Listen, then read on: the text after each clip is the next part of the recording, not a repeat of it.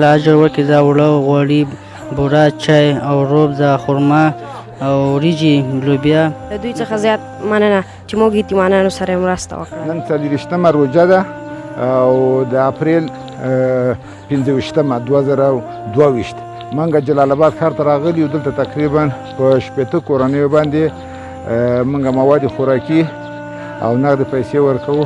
یقینا چې دلته دا کومې کورنۍ چې تاسې ګورئ دا ټول یتیمان دي او بېوزله هم دي. شرایط اقتصادي وطن هم ډېر خراب دي.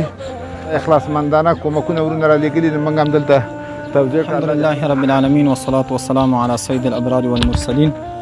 الله پاک جل جلاله دې د دغه مرستې موضوع چې هر چا ترتیب کړي وي الله دې په دنیا او آخرت ورته اجر ورکړي. هر ورونو خویندو چې په دې کې مرسته او کومک کړي وي الله پاک دې ورته بدله په دنیا او آخرت ورکړي.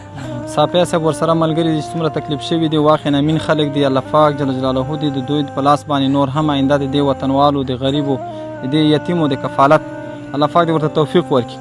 الله پاک جل جلاله دې چې هر چا د یتیمانو د پلار د نعمت نه چې محروم دي د بېوزلو یتیمانو لاسنیوی وکړي. او موږ په ملک کې د الله پاک د تل دپاره جنګ ختم کړي. ربنا تقبل منا انک انت السمیع